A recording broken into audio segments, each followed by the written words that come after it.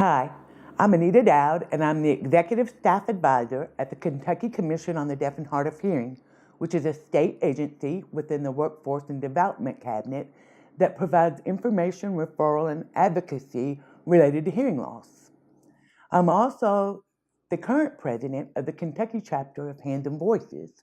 Hands and Voices is a nonprofit, parent-driven organization that is dedicated to supporting families that have deaf and hard of hearing children.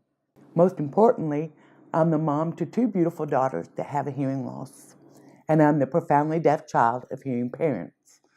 So I've spent the better part of my lifetime on this journey. When we find out that our children have a hearing loss, we're usually overwhelmed. We're overwhelmed with questions about the future, information, and emotions. We're also overwhelmed with opinions from everybody that we know. When it comes to making choices about communication options, it's not an easy thing to do. The truth is, there is no one way that works for all deaf and hard of hearing children. There are just too many variables that come into play with our kids. We can't make a blanket statement like that. We have to consider the age of onset. We have to look at the degree of hearing loss, how well amplification works, even the personality of our child, and of course our family dynamics. The Family Communication Model Project is here to give you a glimpse into the life of families that have chosen different methods. We hope that by seeing these families, it will give you just a little bit more than just words on a piece of paper.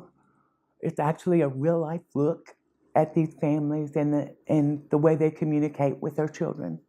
So let's take a look at these families and their children as they talk to us about their journey and the decisions that they made and what got them to that place and how it's all worked out for them.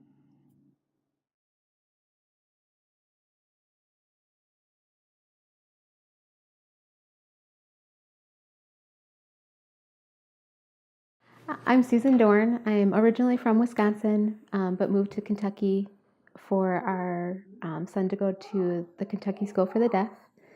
We have two sons. One has a severe hearing loss, and our other son has a mild loss. Both of our sons have different stories on how we found out their hearing loss. Jordan was found in the newborn screening. He got the screening twice just to make sure that he did fail. We were referred to the Children's Hospital in Milwaukee with him. He was fitted with hearing aids at 4 months. We struggled with him to wear his hearing aids. It was our second son, Brandon, passed his newborn screening test. We found out in first grade he did not pass his school screening of his hearing test. They gave us a syndrome that they both have. It's called Pendrin syndrome for now. Basically, they just have a malformation in their ear. And Jordan has it in both of his ears, and Brandon only has it in one. Yeah, my name is Jordan Dorn. I go to the Kentucky School for the Deaf. I'm 15 years old. I am also the president of, in the future, Future Farmers of America. After graduation, I'm going to go to college to be a mechanic and work on cars and trucks. My name is Brandon Dorn, and I go to Boyle County Schools in Kentucky, and I'm 14 years old. And in the future, I'm gonna try to be an astronomer or be a landscaper. We just found some wonderful people in the community that were hearing, but just either had children that were hard of hearing or deaf, became wonderful mentors for us. Our interpreters knew deaf culture. They supported us when we weren't doing things right. They weren't afraid to tell us that we weren't doing things right, which you need that. You need people to tell you when you're not doing things right. I started doing things with the deaf community. I started learning sign language. We just had great professionals. We got involved with the Birth of Three program, which is very similar to Kentucky's. The Deaf Mentor Program, Hands and Voices.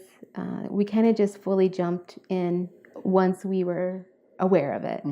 I guess I wish the advice I could give parents of newly diagnosed children is get immersed in both cultures. Be with the deaf culture, be with the hearing culture. It's only going to make your child better, and give you resources how they can survive in both of those cultures. I definitely know that it benefited all of us once we did that. And when Jordan came to KSD here in Kentucky, he just flourished like night and day. Yeah. Within the first week of enrolling in the deaf school, he was just a different kid. At my school, sometimes we do a lot more activities and a lot of socialization than, for instance, at public schools or what hearing kids might do. But I would rather have more socialization and friendships. Both of our sons do have a hearing loss. Their communication is 100% different. Most of the time it's verbal language in our home. It's okay for people to communicate different. Doesn't mean they're a different person. Everyone's the same no matter what they do, no matter what they talk. As a parent, it's probably new to you that you have a child that has a special need. Don't feel guilty. You're always, as a parent of anything, you're going to go back and go, oh, I wish I didn't do that. We all do that. Don't feel guilty. Don't be afraid to ask for help. We would not be where we are today if we did not have people help us. Just take it and put it in the back of your mind. You may never use it, but be open to it. Because it will help. Don't be afraid to ask questions, even if you think it's a crazy question. Any question's a good question, because I'm still asking questions now. So questions are never going to stop as they get from infants to young adults. If hearing people can do extraordinary things and deaf people are exactly the same, that doesn't mean that they can't do it. They can always do it. So if they have a chance, let them do it.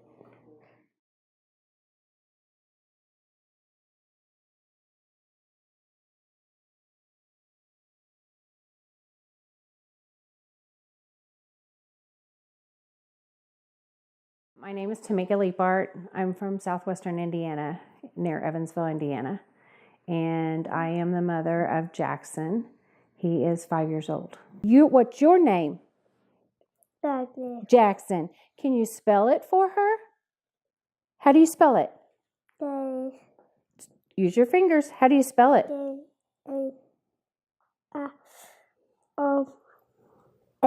N? Yes. He failed his first and second newborn hearing screen. We then went to have him tested at 4 weeks, and he was diagnosed with auditory neuropathy. We then were given resources at that time for early intervention.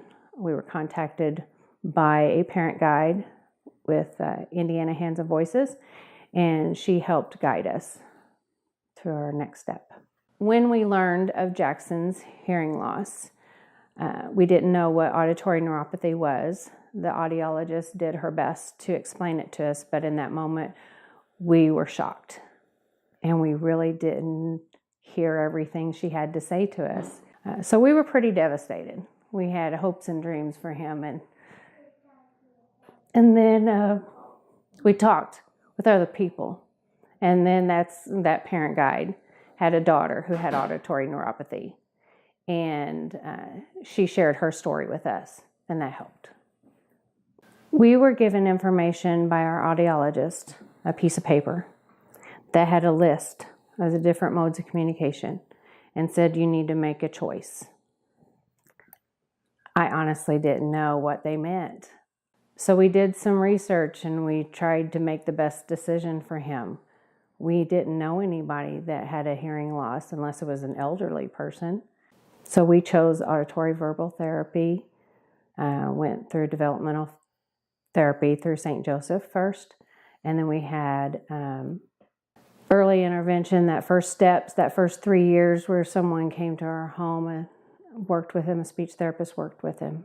We wanted him to talk. We wanted him to, we had a large family and none of us knew sign language or knew anybody that knew sign language.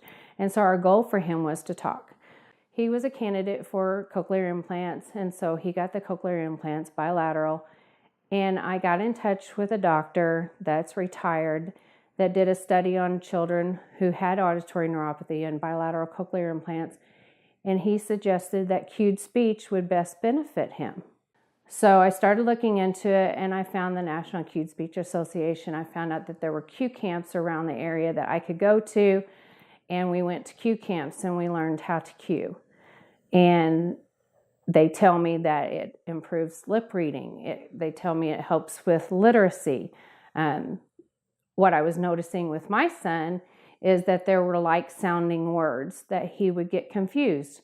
Blanket, blinking, cone, comb, nap, bath. They sounded the same to him, and he just didn't know he couldn't discern what I was saying. So with cued speech, he had a visual way of seeing that English spoken word. How do you cue goat? Do you remember? Goat. Toad. Goat. Here, use this hand. Toad. I got a lot of support from the National Cued Speech Association and the families that cue, those native cuers. They helped me with his IEP. They helped me with finding training for our teachers. So they've been a great help in, along the way, we've had really wonderful people guide us through this journey. My advice 5 years into this is that in the beginning it seemed so devastating, but it's been such a blessing. It's been an amazing journey. I have met awesome families, awesome kids, awesome teens that kind of show me a glimpse of what Jackson's future is going to be like. And it's exciting.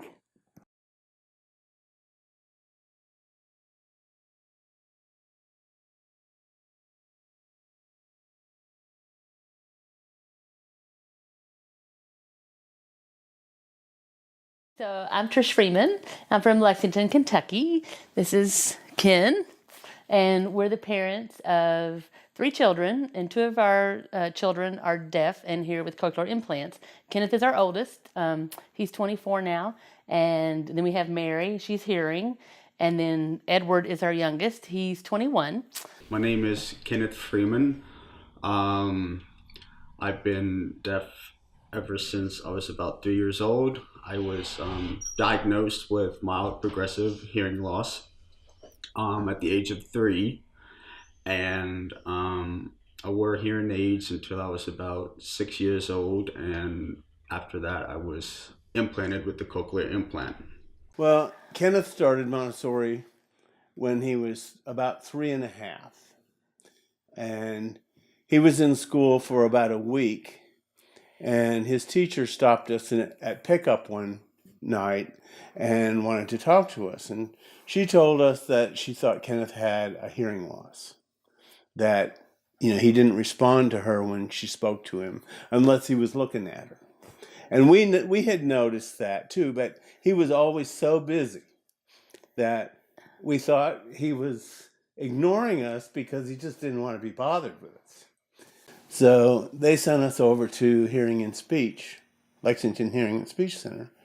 And the Lexington Hearing and Speech Center really helped develop my speech and really helped me interact with other students that were like me, and helped me interact with students who were able to hear. The beauty of having the experience with Kenneth was that when Edward came along and started doing the same thing, we knew that he had the hearing loss. But he had hearing and he had speech until he was over 2. He woke up one morning and he came downstairs and he said a word that he had been saying correctly. He made a consonant substitution and he sounded just like Kenneth, and I said, "Oh no." And so we immediately took him, and so he was fitted with his first hearing aids just before he was 2.5. He had his first hearing aids, so a little bit quicker than with Kenneth. We wanted to understand what was happening, and we wanted to gather information to make the best decisions that we could make to really do our best to ensure that Kenneth and Edward could be successful in school, right, and achieve the things that they wanted to achieve academically, and as individuals. And we thought about it, and so we actually visited the public school in the community where we lived at the time, and talked about starting first grade there and what would that look like, and met with the special ed teacher and met with the school psychologist who said, "I want to do some testing." And so the school psychologist did this testing of Kenneth when he was 6, and calls us in after she gets all the tests scored and things, and sits us down and tells us that basically don't expect too much. Kenneth's IQ is borderline. I just recently graduated with a master's degree in mechanical engineering from the University of Sydney. I really want to, at some point of my life, have an impact on the aerospace industry, especially with mankind's, trip to Mars. It's coming, so we're gonna get to Mars at some point. If I think the advice I would give other parents, that's probably the biggest piece of advice is when something doesn't seem right, Question it. Ask, question, and say, "I know better than this. I know my child. I know this isn't right." And don't just accept it because a professional. Seek additional opinions. Okay. Yeah. That's really, I think, a key piece of advice that I would give.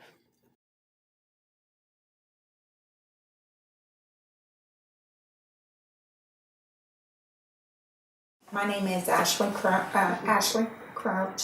I am the mother of 2 teenagers.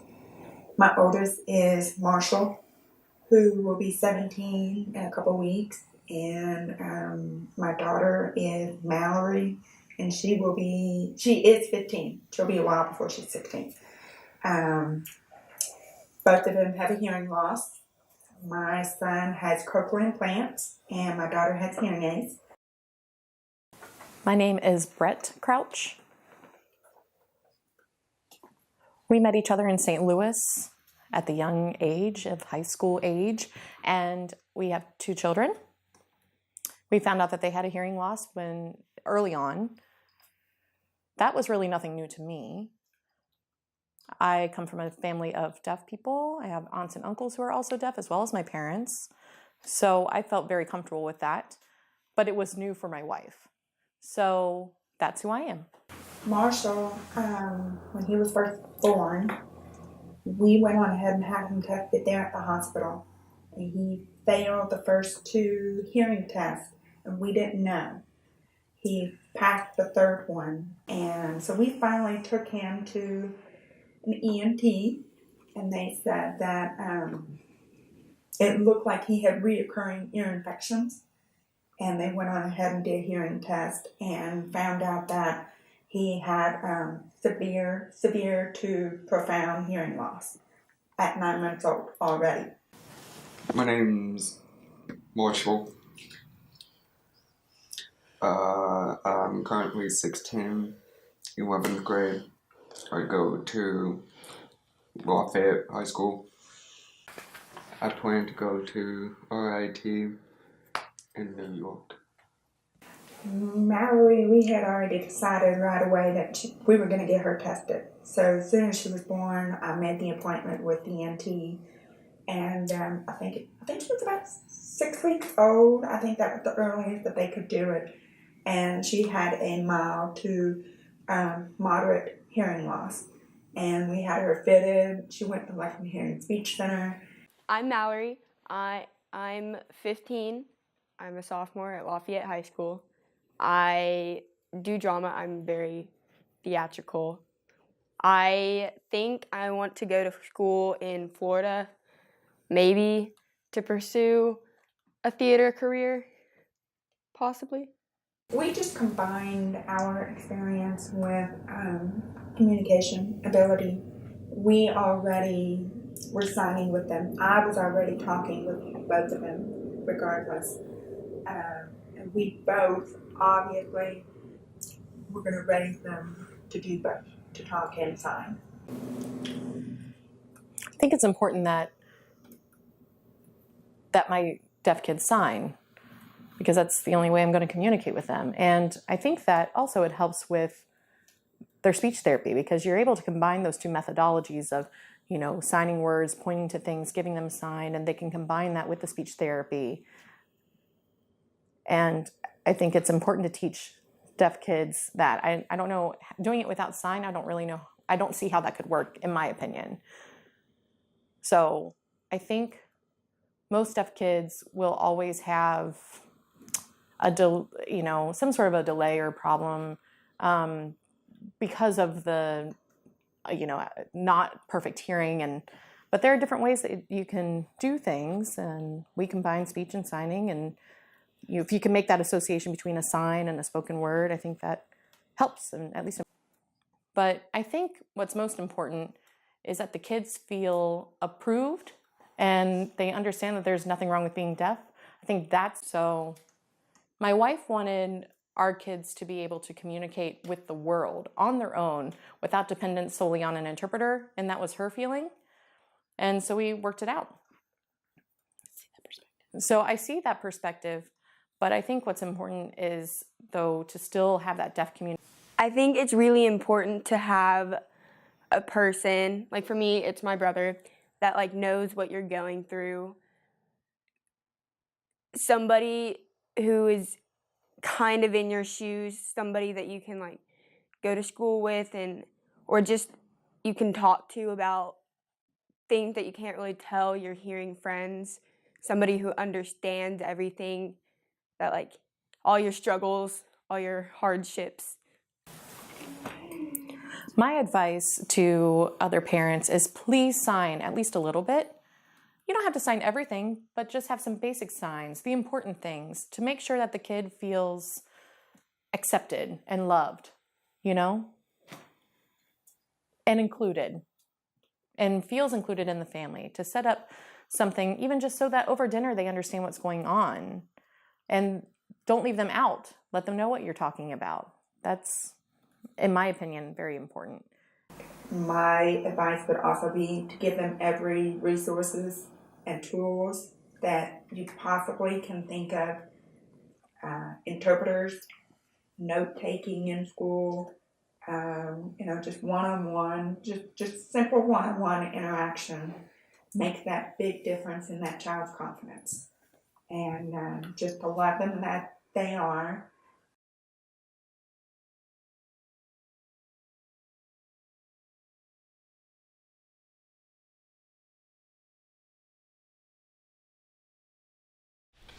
Okay, my name is Melissa Harris, and I am the parent of a daughter. She's 18. Her name is Abriana.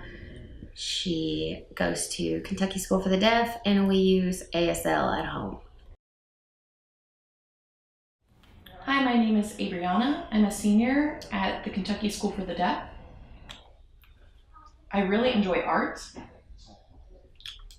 After I graduate, I plan to go to Gallaudet University to be a teaching major. I plan to get my bachelor's and my master's in teaching.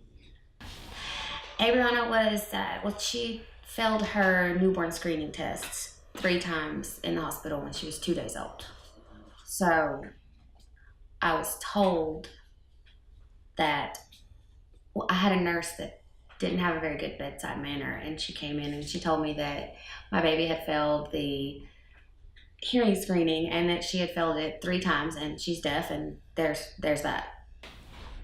But I didn't know anything about hearing loss or deaf people or nothing. As far as communication choices, I don't think I was really given that much.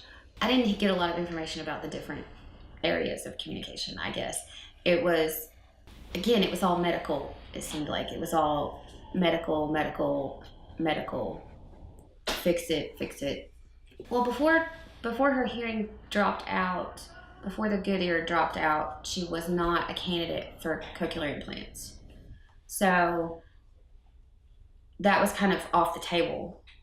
So we never really thought about that.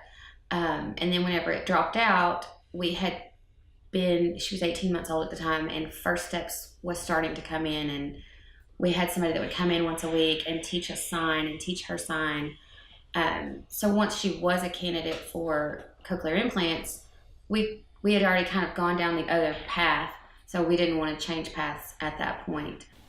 I went to Western whenever she was about 4, at Western Kentucky University. So they had just started their ASL classes and stuff. So I was lucky enough to incorporate that into my bachelor's degree.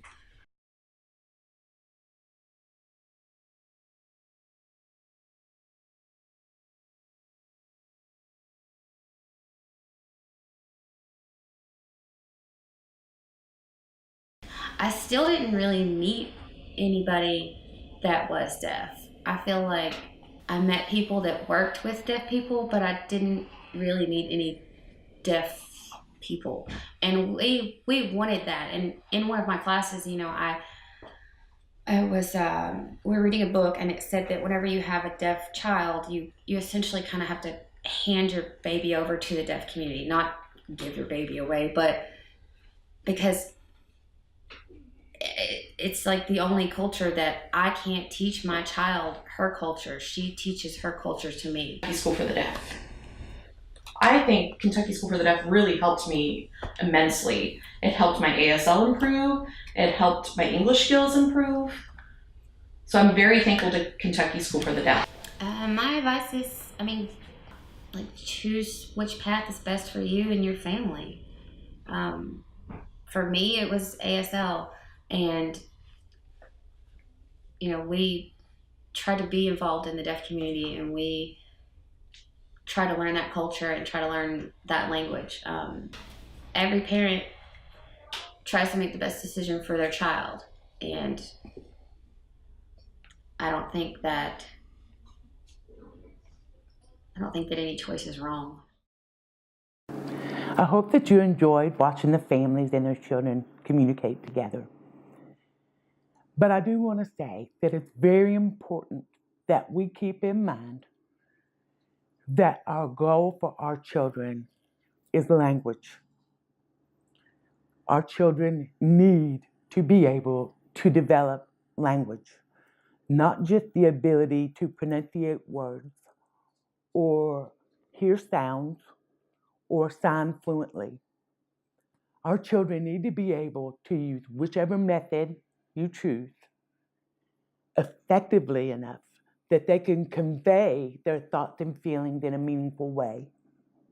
They also need to be able to take in what others are conveying to them. The best thing that we can do once we've made our decision is to keep a pulse on our child's language development and whether or not they are meeting their milestones. If they're not, we may need to change things. We may need to add something else or try something totally different. But like I said before, there is no one method that works for every child. So it's almost impossible for us to choose the appropriate method for them.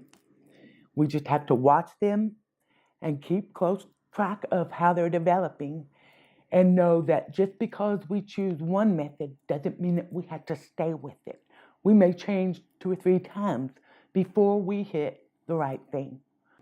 If you would like to talk to any of these families, to ask questions and maybe get more information about their journey and how they made their decisions, feel free to contact me and I will put you in touch with them. Our contact information will be posted at the end of this video. Please don't hesitate. We're here for you and they're here for you.